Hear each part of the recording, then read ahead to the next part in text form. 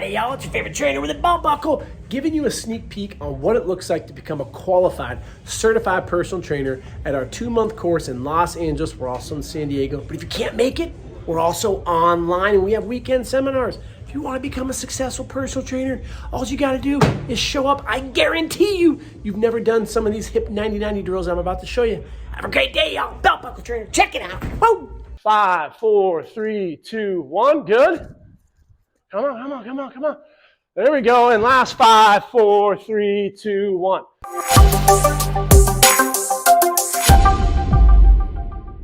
All right, the hip. We're going to go over hip 90-90. Now, rule number 1, when you get content, keep it open. So when we go through the hip 90-90, essentially what I'm going to show you guys right now will be like the equivalent of a good 12-session progression. I see a lot of new trainers make the mistake of doing too advanced, too fast on beginning clients. You learn hip 90-90, you learn some dead space, some flows. Client comes in, you start with the flow. Start with the simple stuff. So right here, we're learning. So you're in that correct position, but before, let's get into a deep squat because we have some homework that we got to go over real quickly, starting with the 4 quad muscles. Who could tell me what they are? Rectus femoris, vastus medialis, lateralis, intermedius. One of those 4 muscles is what's called biarticulate. Which one is it? Rectus femoris. What does biarticulate mean? Crosses 2 joints, hip joint and the knee joint. If we can't get there, you got to do some Danielson stuff. You just got to keep on doing it. Keep on doing it. You will get down. That's not good right there, but we'll get there. It's really neat to see that. You're going to have clients that can't even go there. And you kind of have fun. Like, oh, shit, you suck at that. That's all right. We're going to spend 5 minutes a day on things that we suck at. It's going to be the deep squat. It's going to be whatever, your mobility. But you'll get there. A lot of guys suck with shoulder mobility. They can't even come close to touching their hands behind their back, so work there. So then we have our opposite, antagonistic muscle. So when we extend the knee, the quads are the agonist, the antagonist is the opposite. What are the name of the hamstring muscles? Biceps, semimembranosus. Good. One group, 3 muscles. The lateral muscle is the bicep femoris. The medial muscles are your semimembranosus, semitendinosus. And then we have the glute group. What are the 3 names of the glutes? Maximus, medius, minimus. Pretty simple. So right there, we got 4 quads, hamstrings, glutes, 10 muscles. There's 10 more that we focus on with the CPT. You guys will know those for the lower body. Upper body, you have the 17 of the shoulder. So let's get into the hip 90-90. It needs to be 90 degrees. So dorsiflex would be optimal for the ankle. What is this called when I point my toe? Plantar flex, dorsiflex. The knee should be flexed to 90 degrees. And then this creates a 90-degree angle. So we have internal rotation on the right hip. So in this position where I'm at, I have internal on the right, external on the left. This would be challenging for a lot of your clients. So one of the first things that we can do is just control your torso over your leg. See if you can come down. And I'm watching my clients. If my clients completely suck at this, that's all right. Go to an area that they're capable of. Very common to get some tightness in your hip, and you'll see this because it's tightening up. It's all right. Could be dehydration. Could just be in a position we're not used to. We're sagittal creatures. We sit like this all damn day. And so the moment you put someone into transverse and a little bit of rotation, their body's like, what the hell is this? So just work on that. See if you can come down, get your chest, come back up. Do a couple of those reps, maybe 2 or 3. Then I like to see if you can get down to that end range, control that end range, and then come back out. So this is what it'll look like. Hands off the ground, come down, control, and then come back up like an airplane. For a lot of your clients, they can't get into that position because they can't own it enough to put their hand on, which is perfectly all right. We dying? Are you okay? It's all right. So then we're going to go to the other side. 90-90. You see a lot of these online. They call them hip 90-90. You'll see mobility flows. Come over. Shin box. Yep, come back up. You have a conversation with your client. You get to know them. This is the hard thing for a lot of LA people because we're superficial as hell. But ask questions. Hey, how's your day? Holy shit. You'd be surprised at how building a relationship with your client helps. So get down there, come back up, see if you can do a couple of these, see if you can hold that position, come up. So you may have one side that's easier than the other. So now, that's part one. Usually I'll do like 5 or 6, and that's it for my client. That's day one. Next time they come in, we get down in this position. We're going to start with our 90-90, shin box, whatever we want to call it, do a couple of those reps. Now we're going to add a small little addition. We're going to rotate. So see if we can rotate, but hold on. Don't let this leg come off the ground until the last second. So I don't want you to rotate them both at the same time. I want you to open up externally, keep this one down as long as you can until you get to that point, and then you open up. I always like to make it a joke with my client. Don't look at me in the eyes. You're going to make it real creepy.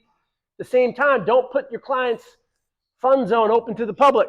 So be mindful of where you're doing this. And then I'll just go back and forth. See if we can rotate back and forth. So then the flow will go into coming down here, holding for a second, coming up, and then rotating, and then doing that. That's day 2. We do that maybe for a couple minutes. Day 3, they come in. Start us off on the 90-90. How's your day? How are you feeling? Did we eat? Did we sleep well? That's the conversations we have with our clients. With our CCA and our programming, we may need to adjust some of that. Client comes in, like, my shoulder's still real, I don't know, something's janky with it. Your clients come up with all these weird terms. So you may have a push day today, but you may have to emphasize lower body. So you'll just, plug and play, take out the upper body stuff, adjust on the fly. So we go in and we do this. We do our rotations that we were just doing, but now we're going to incorporate some controlled internal rotation. So internal rotation, I'd like to see you lift your leg off the ground. We should get at least 30 degrees. 30 degrees of internal rotation. It's scary because a lot of our clients would get about a penny off the ground. And it's tough. So what this shows me is if we can't control that range of motion in sport, when we're moving around and you have to stop and control it and you don't own it, that dead space is where injuries could potentially happen. So I want to see if we can get to that internal rotation. That's the first thing I'll do. See if we can get up there, just do a couple. And then there's going to be a passive response. A passive response is not you, the individual, takes their foot, and let's see safely how far you can go. Now this is when it gets real scary. Because I want you to control this if you were to let go. Control, big deep breath, hold eccentrically. That's what we see a lot. We hear the oh shits and you see the That's scary. You can get to this range of motion and then it looks like this. Boom. So if you don't have that eccentric control, that could potentially be problematic in the future. I don't let my clients freak them out like, oh my God, you're going to blow your knee out, you're going to die. But it's not a good thing. It's not a good thing. I don't know this, but I'll be really intrigued to look at people who do blow their knees out if we had some type of before and after checking out that internal rotation. I'll be curious.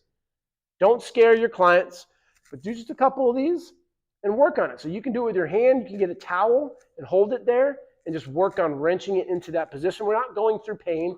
We're just introducing some range of motion. And you go to the other side. Same thing. I think we're on day number 4 right now. They come in, we start with this, we do it. Now each time you introduce a little bit more. Now what I'm going to do is I'm going to teach them how to hinge out of it. So come in, how we doing? Smile, you're there on time, you're looking the part, you're smelling the part. You're not hungover. You don't smell like whiskey. You set clear expectations for your workout, you get into your 90-90, you go through it, and then we're in this position, we open back up, now hinge out of it. Come back down, come over, hinge out of it.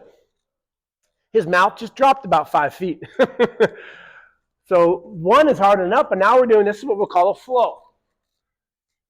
I want to see control eccentrically. here. A lot of people will come up and they'll go, oh shit, and then boom, fall right down. We got to work to it.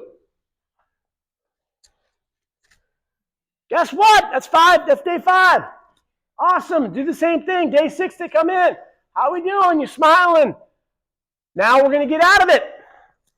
Do the same thing. We're rolling. We're going down here. We're getting here. Now we're getting introduced coming here, but then we bring this leg and we get to here. And then you get back down into it. And then you come back over here. You get back over here and you get out of it. Now we start kind of having a little dance right here. No hands, ideally. No hands. Let's see if we can get out of that one right there. Good? Nice.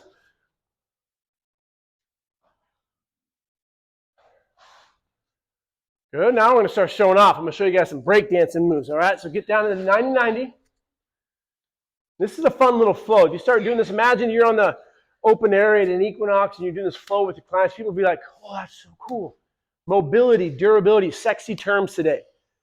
You'll hear about CARs, controlled articular rotations, FRC, that's a certification you can get, Andre Despina. I think that's how you pronounce his last name. So I want you to come out, come up, see if you can do a little dance. Come back around like that. Okay? Got 2 shits on that one. There we go. So now you're starting to rotate, internal rotation. There you go. Like it. So then you essentially can have, when you get into this position, we can even work on a little bit of this. You do not die if you go into knee valgus, contrary to what a lot of people think. Like, oh my God, you have knee valgus, you're going to die. It's okay to have a little bit of it. Just work with your hip mobility right now. I think we're on about day 8 or 9 right there. Now this is when I really like to add my value as the trainer. So let's incorporate what's called PNF stretching. Anyone know what that name is? One of my favorite terms. Proprioceptive neuromuscular facilitation. Say it fast. You sound smart as shit. Proprioceptive neuromuscular facilitation. People are like, oh, here's my credit card. I want to work with you, right? So all that proprioceptive, what does that mean? Where you are in space. Have a couple drinks, get pulled over. Oh shit, can't touch your head. You don't know where you are in space because alcohol's messing with your motor cortex. So closing your eyes, you know where your nose is, that's proprioception. So what we're playing is with the nervous system, with a stretch response. So in this position right here, everyone get into the 90-90. This is not what we're doing on day 1. This is not on day 5. We're going to work with incorporating a isometric internal rotation. So here, drive into your hand for 5, 4, 3, 2, 1. Push it down. Drive into the ground. 5, 4, 3, 2, 1. That's external rotation. 5, 4, 3, 2, 1. It's internal rotation. 5, 4, 3, 2, 1. You could do maybe 5 rounds of that. If you want to incorporate some of this coming in there while you're doing it, so it could be like 1, 2, 3, 4, 5. These are just short for demonstration purposes, but then you can go back into it. 1, 2, 3, 4, 5, and then go back into it. You can do the same thing on this side. Now you switch, same thing. 1, 2, 3, 4, 5.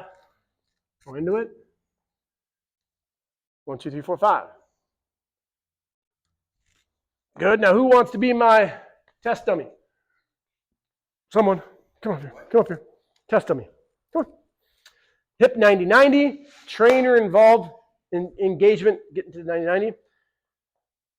It's crazy. This is like the one I've never seen other trainers get involved with it.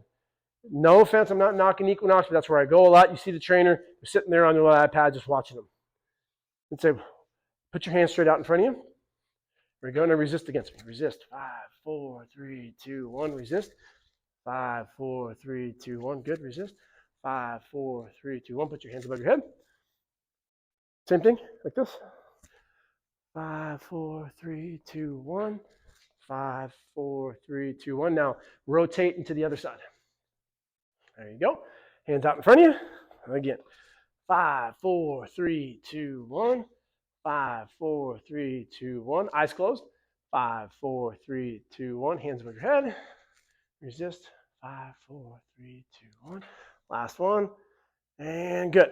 Now, let's switch back over to the other side. Now, let's get people looking at you. So put your hands straight out in front of you. I like to cause a scene. So grab it. So I'm going to come over here. 5, 4, 3, 2, 1. Good. 5, 4, 3, 2, 1. Eyes closed. 5, 4, 3, 2, 1. Good. Come on, come on, come on, come on. There we go. And last 5, 4, 3, 2, 1. Was that crazy? No, but just a little bit of momentum around there. People will start looking. Oh, I see that exercise all the time. You're going to have like 3 trainers and they're like this. You fucker. You're making me look bad. Because that trainer's the one on their iPad. Little things like that. That's the trainer engagement that we encourage to do. Notice when I was touching you, guys are the worst at this. Guys always go, I don't know where that comes from. It's a little bit of tension, not too hard. Once you find a point where there's no movement, maintain it. I don't want to push her over. That's not the purpose of this. It's just to give enough. So we're on an unstable ground right now in this position with your hands out. This is anti-rotation. It's like a Palloff variation. It's pretty challenging. Yeah. Have you done 90-90 before? You look pretty. No, I've never done 90-90. I do sometimes stretch on a chair and I put my ankle on my thigh and lean over. The but pigeon variations. Yeah, but 90-90 does way better than other more popular stretches. Now we're going to learn what muscles we're stretching when we're doing this. Does anyone know what the piriformis is? Yeah? Okay. What is it? Huh?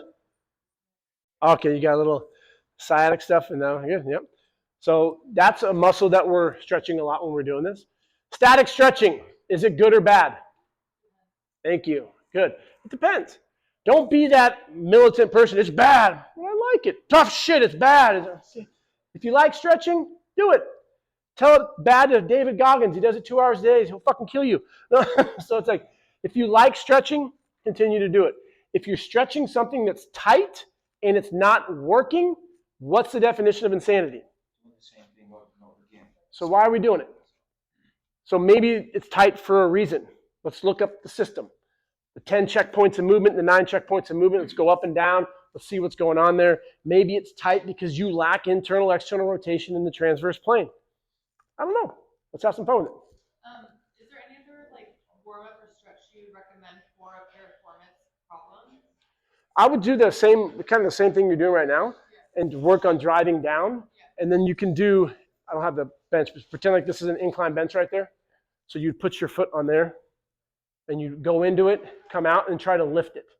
I see a lot of people stretching statically, which is okay. I like to incorporate the PNF because it's a contract and relax, and then usually another contraction. And you can do that upper body, lower body. You can do it touching your toes, agonist, come out, contract your quads, relax, go back in. There's a couple different techniques you can do there. Static stretching is not bad. If you're going to be like, I'm going to set a PR and bench press today, don't come here and hold for a minute. That wouldn't be smart. The studies look at long duration static holds, like 60 seconds or so. So it's like, I don't personally know anyone that does. I know some dudes that will be like this before chest day. It's fine. You're not going to lose your gains. Stretching can actually help induce muscular hypertrophy at the end of a workout. So if you're trying to get giant chesticles as guys, at the end of your workout, hold this sucker for a good minute or two. That can help induce hypertrophy potentially. Any other questions? Huh? Good.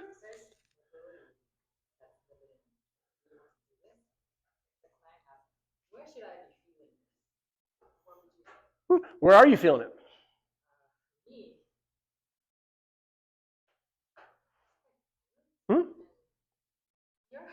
Good. Yep.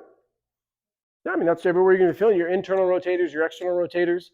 Also depends on what you do. You may be a little more trigger happy on one foot. So that area might be just used a little bit more, so you may feel it on that side. I would also look at a mobility versus stability, and those are things that we'll dive into later on. So if you can't get into that position, it could be a lack of mobility. It could be structural. So he could just have different hip sockets. How do you know? Go get an x-ray. And so if there's pain and it's like really, really uncomfortable when you're doing it, let's not push through that. Let's slowly get into it. But stability could be here. Maybe we're not that strong in our core. So how you can tell is you could flip over, do a plank, hold it for 30 seconds, do a side plank, do another side plank, and then get back into that 90-90. And if it feels a lot better, maybe we're identifying it's more of a stability issue than a mobility issue. All things that we'll get into. And if you had someone who's really jacked up, let's rephrase it this way. I can think of 3 different spots within the whole workout where you could put this. Where do you think they would go? Accessory, good. Where else? Beginning or the end. Yep, there you go. Beginning and the end. Can you think of another one? I don't know. Maybe homework for clients to do at home. Get into this position, tag one of your clients, doing that hip 90-90. Here's your accountability. Because I personally don't spend a ton of time warming up, because I will, if someone's really jacked up, I'll put in an accessory and we'll just incorporate that in part of the workout. We're doing push today, right? Push emphasis? Think so?